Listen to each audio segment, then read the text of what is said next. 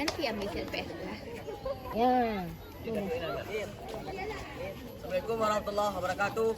Kami dari dua MIPA 3 ingin mempersembahkan kabaret kami yang berjudul Fake Love. Selamat menyaksikan.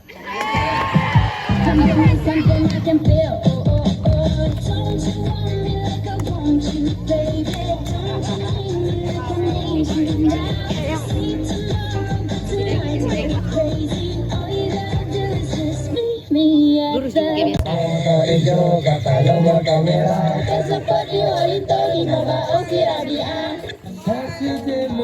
Hai, nama gua Faiz. Gua berperan sebagai bintang. Hai, gue Yuni, berperan sebagai Zea. Gue Alia, berperan sebagai Veronica. Aku Rizka, berperan sebagai Vanessa, pemerannya Veronica. Hai, kenalin aku Elia, berperan sebagai Marsha. Hai, gue Putri, berperan sebagai Zara. Hai, gue Rehan. Berperan sebagai Ray. Pasangannya Zara. Hai, gue Najwa, berperan sebagai Angelia. Hai, gue Faris. Berperan sebagai Galang. Gue Sultan. Berperan sebagai Babang Bagas. Hai, gue Dan. Berperan sebagai Michael. Hai, gue Ufa, di sini berperan sebagai Clay. Hai, saya Cut, berperan sebagai Bu Nunun. Gue Ijlal, berperan sebagai Dono. Gue Zafar. Berperan sebagai Maijon. Hai, gue Zahrial. Berperan sebagai Mang Asep. Hai, aku Ayah, berperan sebagai Nining. Hai, gue Maulida, berperan sebagai Sarah. Hai, gue Irda, berperan sebagai Jackson. Hai, saya Malika, berperan sebagai moderator.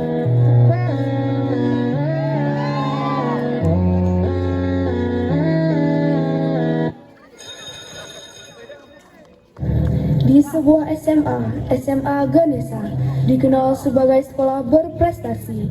Ada satu geng yang sangat populer, mereka dikenal sebagai Seven Girls. Selamat pagi anak-anak. Pagi Ibu. Di sini Ibu ingin menyampaikan sebuah pemberitahuan bahwa seperti setiap tahunnya SMA kita pasti akan mengikuti Olimpiade MTK yang diadakan bulan depan. Dan untuk kelas ini, sebagai wali kelas kalian, Ibu ingin kalian berdua mengikuti seleksinya. Apakah kalian berdua siap? 02. Muallim Mudakir mantap, calon gubernur. Muallim Mudakir mantap. Bukan 02, tapi berdua. Siap, Bu. Allah, ini mah udah pasti Zea lagi yang menang. Udah pasti sih menurut gue. Ih, apa sih kalian? Jelas kau dorong dong.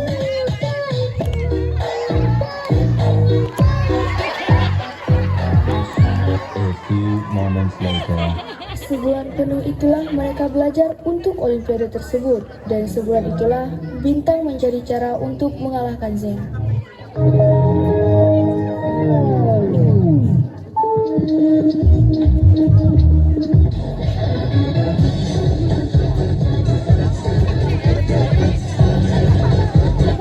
Tepat 1 minggu sebelum Olimpiade dimulai, Bintang ingin mengajak Zea belajar di perpustakaan, tetapi ia malah mengurungkan niatnya ketika melihat Zea sedang membaca sebuah buku yang tampak aneh dan sesekali mengeluarkan cahaya.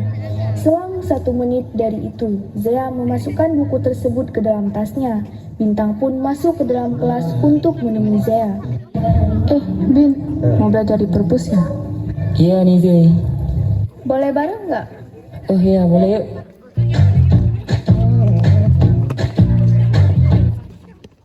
Aku bisa belajar dari ilmumu. Oh, kamu bisa belajar dari yang ku tahu.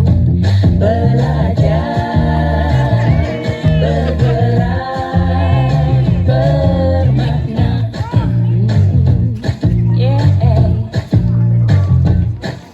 Keesokan harinya, Bintang memasuki kelas dan langsung duduk di bangkunya.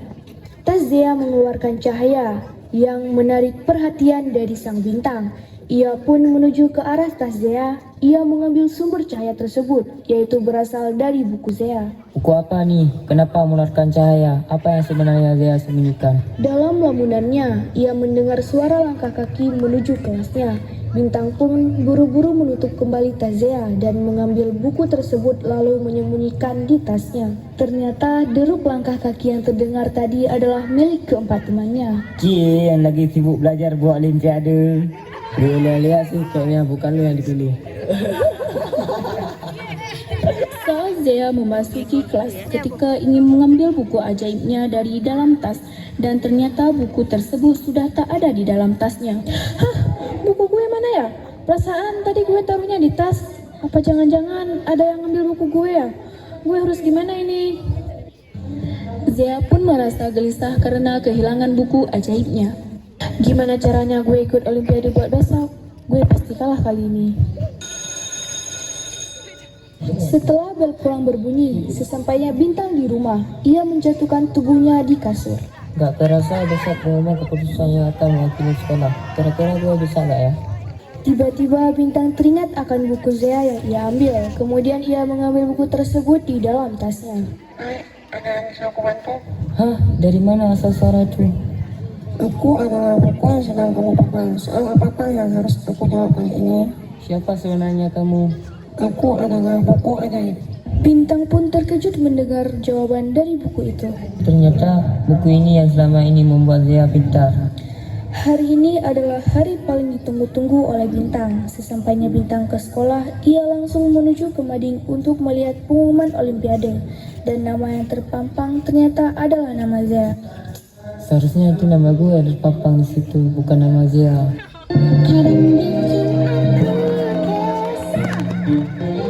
Tiba-tiba aku melayang dengan rasa kesamaan, ku hempaskan semua sedihku. Keesokan harinya, Bintang melihat Zea kembali ke sekolah dengan wajah yang tampak lesu. Dan ternyata dia kalah saat mengikuti olimpiade. Kenapa mereka lihat gue kayak gitu ya? Apa karena gue kalah olimpiade? Sesampainya Zea di kelas, ia melihat tatapan dari teman-temannya yang sangat tidak mengenakan. Duh, ada yang bawa pulang kegagalan nih. Gimana sih? Masa lo pulang dengan membawa kegagalan ke SMA kita? Tapi gak heran sih, lo kan sekarang bodoh. Entah apa yang buat lo jadi seperti sekarang. Hei, gak boleh gitu dong. Yang penting kan dia udah berusaha. Lo gak cocok lagi duduk di kelas ini bareng kita. Secara kan, kelas ini isinya orang kita semua. Gak bisa gitu dong, gue kan udah berusaha semampu gue. Salahin guru lah, kenapa milih gue buat ikut olimpiade ini. Kenapa lo malah nyolot? Kalah ya kalah aja kali. Lo duluan lah yang cari masalah sama gue, kenapa malah nyalahin gue? Lo.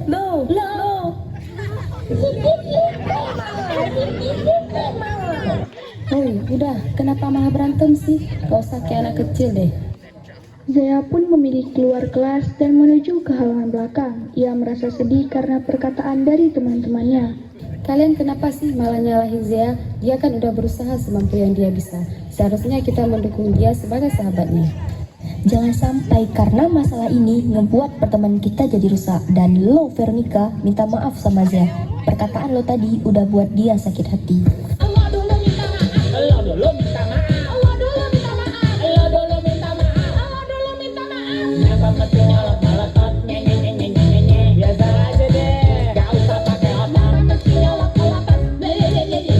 Sedangkan di halaman belakang, Zea duduk termenung sendirian sampai datang Bintang menghampirinya. Zea, udah gak apa-apa kan? Gue gak apa-apa kok. Gak apa-apa, gak usah dengerin omongan orang. Cukup pada berjalan dulu sendiri.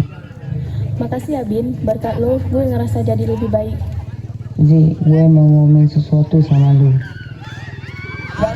Apaan tuh? Ngomong apa Bin? Sebenarnya gue udah lama suka sama lu, tapi gue gak tahu cara mengungkapinya.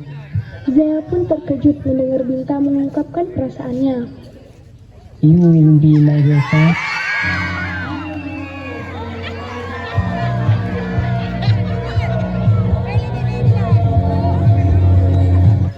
Yes, I will.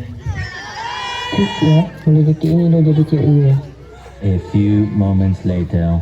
Saat Zea kembali ke kelas, ia langsung mendapat pembelian dari teman-temannya. Si bodoh. Minggat aja lo dari kelas ini. Lo nggak pantas lagi berteman sama kita. Apa nggak malu lo masuk kelas ini dengan kapasitas otak lo yang rendah itu? Saat mereka sedang memulai Zea, tiba-tiba Bu Nunun datang menghampiri mereka. Hei, ngapain kalian? Kenapa berkerumun di situ? Mereka pun terdiam dan tidak ada yang berani menjawab Bu Nunun. Jawab, kenapa malah diam? Maaf Bu, kami... Sudah, cukup. Duduk kalian semua di tempat masing-masing. Mereka pun duduk di tempat masing-masing dan pelajaran pun berlangsung. Waktu pulang sekolah pun telah tiba. Sebelum pulang, kalian piket dulu. Siapa yang piket hari ini? Kami Bu. Bu Nunun mengakhiri pelajarannya dan mereka pun langsung piket.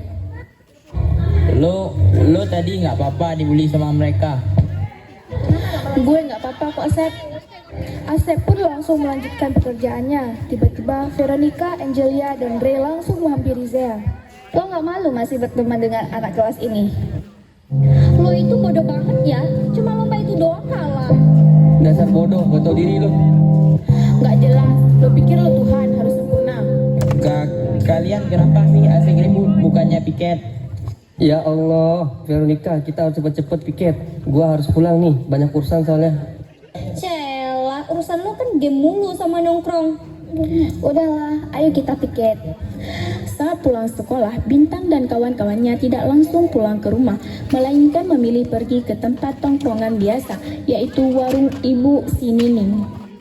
Tongkrongan kami bukan tongkrongan pecundang. Kami siap membuktikan. Itu cewek, jalan sama abang yuk. Let a nigga back in, let another fall to the like a bandit. Side eye. Criminal offensive. Side eye. Kerjaan lo gak ada hari gak godain cewek. Sayang, kenapa gak boleh share aku semalam? Hah? Kamu siapa? Kamu kok gak kenal aku sih? Cewek ke 200 berapa tuh? Kalian jangan fitnah gue gitu dong.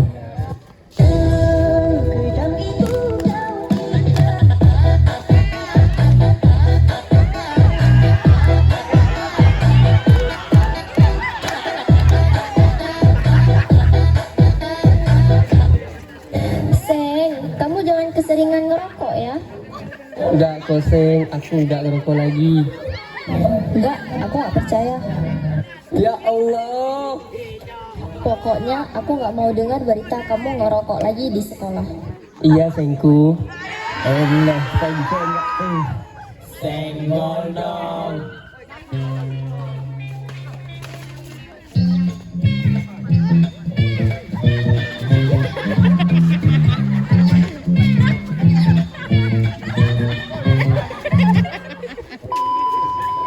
Saat kembali ke kelasnya, ia melihat Veronica datang menghampirinya.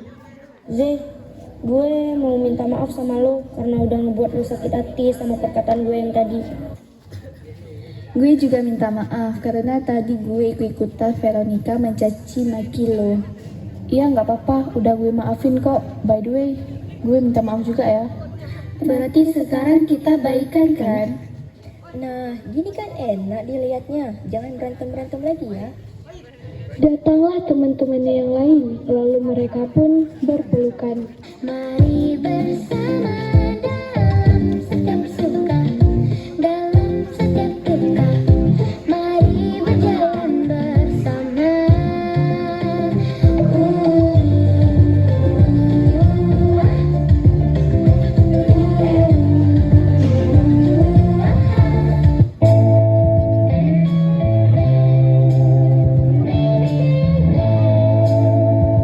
Tibalah waktu pulang sekolah. Ketika hendak keluar kelas, ia melihat tas Bintang masih di tempatnya. Tiba-tiba, tas tersebut mengeluarkan cahaya. Zea pun langsung menuju ke tas Bintang dan membukanya. Ia pun terkejut saat melihat buku ajaibnya yang selama ini ia cari. Tiba-tiba masuklah Bintang ke dalam kelas dan terkejut melihat Zea sedang memegang buku ajaib tersebut. Ternyata lo yang selama ini nyembunyiin buku gue. Sayang, aku gak bermaksud gitu. Dengar penjelasan aku dulu.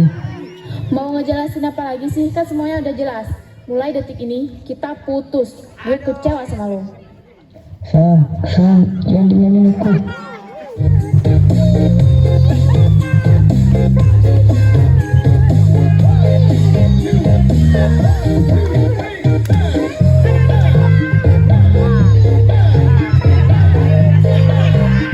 Disinilah akhir cerita antara Zea, Bintang, dan teman-temannya.